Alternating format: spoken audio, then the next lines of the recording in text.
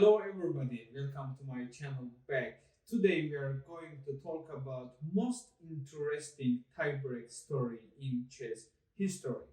To be honest, I knew this story since long time, but recently something happened and then I remember this story again and then I decided to tell you guys. As we all know, in final match of World Bills Championship, Magnus Carlsen offered Jan Nepomniachtchi to share first place. And then Jan Nepomniachtchi made a joke. I can also go to casino. Yeah. If you want, we can also go to casino. That was super nice joke according to chess history.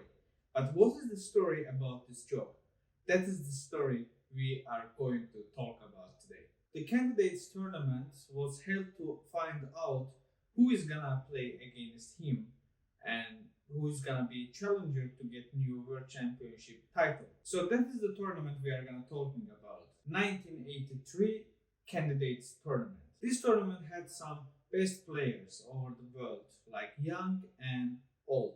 Vasily Smyslov was 62 years old as the oldest player of this tournament. He was a legend because of his really almost 50 years career and also because of his status as a former world champion. But despite his age, Smyslov proved that he still has those skills to compete at highest level. On the other hand, the youngest player was 21 years old Garry Kasparov from Azerbaijan, from Soviet Union, a rising star who would later dominate chess. Other big names in the tournament was Viktor Korchnoi, Robert Hübner, Zoltan Ribli, Alexander Belyevsky. Many thought that Kasparov was too young and Smyslov was too old, and probably one of those other four players will win the tournament and challenge Karpov. Now we are going to the match, which is the reason to make this video. In the quarterfinals, Robert Hübner was playing against Vasily Smyslov in Velden in Austria.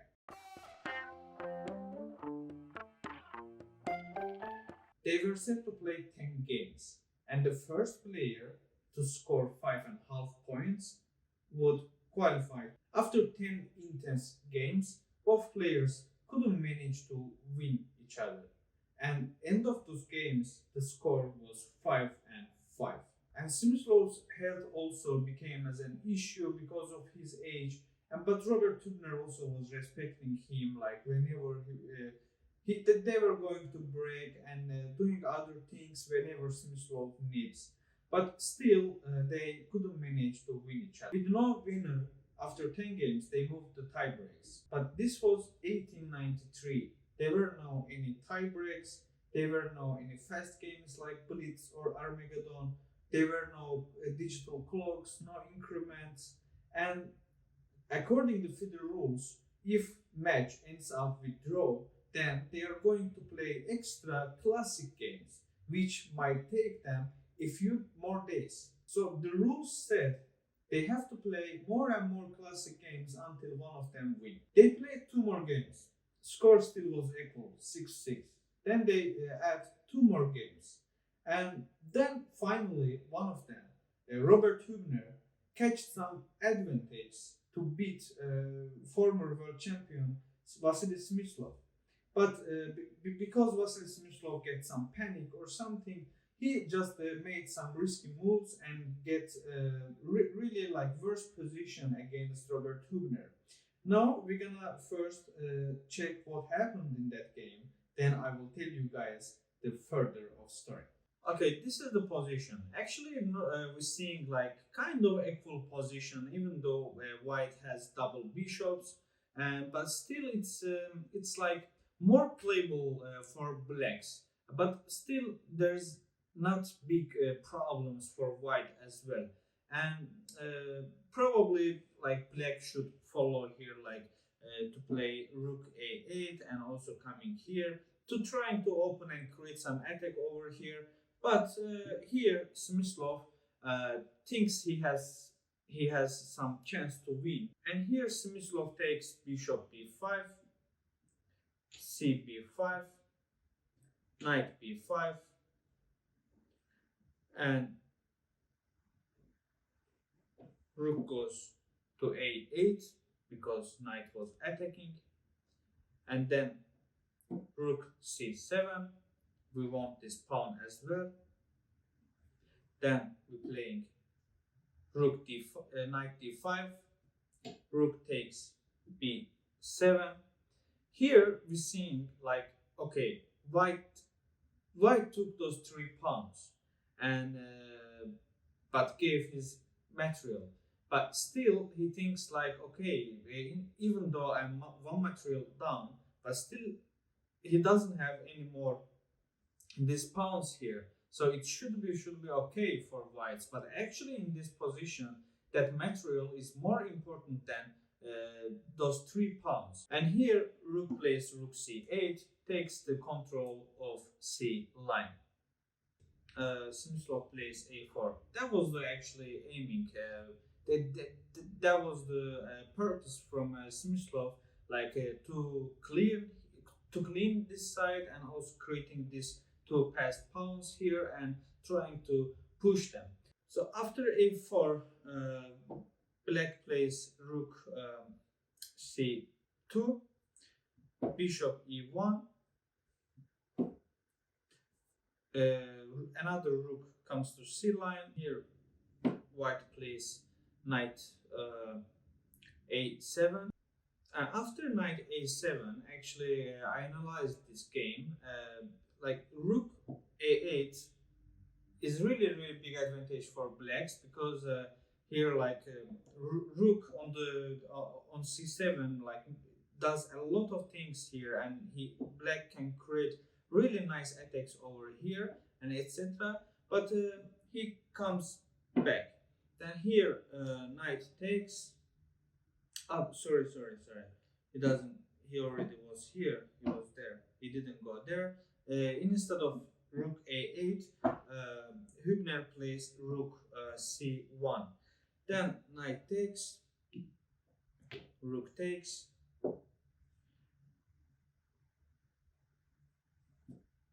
Knight takes e7. Knight a7. And after knight x7, of course, he needs to protect this bishop. He can't take this bishop. If you take, it's just checkmate. So he can't take it. Just he needs to protect it.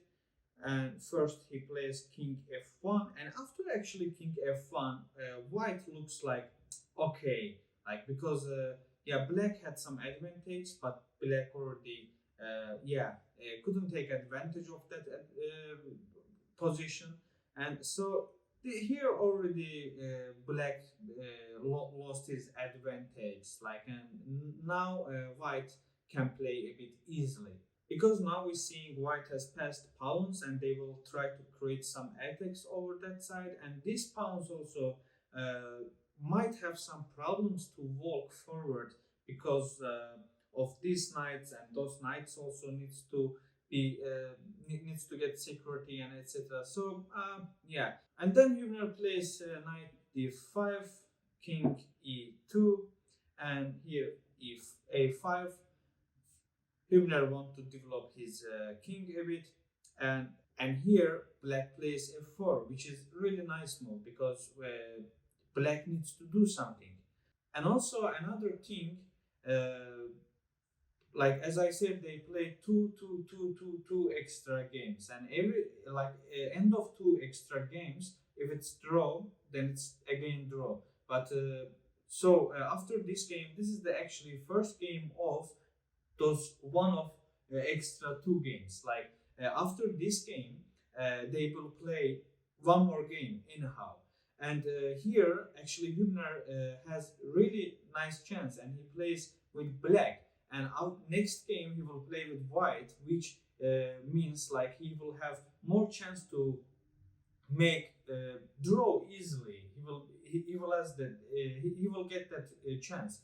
And so actually this is good opportunity to advance from this match, and that's why Hübner wanna really use this opportunity in this game. And here Smyslov takes f4, knight f4, and here king plays f3. And here probably Hübner also was afraid of those pawns, and that's why he cannot think about it like carefully. Maybe they had some time pressure, etc. But he just takes g2, and king takes, and rook takes bishop. And after this position, because of these passed pawns, and Smyslov managed to catch draw. And next game also they make draw. Then actually, like most important part of this story begins. So after all these games, the score was tied, and organizers was actually stuck. They didn't know how to solve this thing. That's what was happening. They were just adding more games, and which was taking really a few long days, long times. And because of Smyslov's age, like 62 years old, like former world champion, were just really exhausted. So organizers was just stuck, and they needed to figure out some way to find out the winner. And they decided to go to casino and finding the winner in casino. In the city, in Velden, in Austria, they had really nice casino, which is actually a touristic area. And they are going to casino. Yeah, it sounds like really like fiction story. Not real, but it really happened. This is real fact story happened in chess history. And they are going to the casino. And also, beside of this thing, Smyslov is actually a super religious guy. Which means you cannot see him in casino, and he's not happy being in casino and gambling at all. But he still thinks okay, but this is the sport, so end of this all things, like this is the way they found out, so let's go and do something. And Hübner was getting really mad, and he protesting this decision, and he doesn't agree anything, and he doesn't even join event in casino. He doesn't go to casino, and probably he sends some people as representatives, but he doesn't join it at all. And Smyslov takes red color, and they're going to roulette wheel. They are going to play roulette wheel to find out the winner. And Smyslov takes red, and Hübner takes black color. And they spin the wheel. And you know what's the result? First result is 0. It sounds like some movie, some written scenario or something but this is real. And in even first spin, they still cannot find out who is the winner of this match. And finally, in second spin, the ball gets to number 3, which is red color, and Smyslov advances up. And I think this was most strange and most interesting tiebreak story in the chess history. And that was the history because of that joke Jan Nepomniachtchi made in World Biggest Championship final match. If you want, you can also go to casino.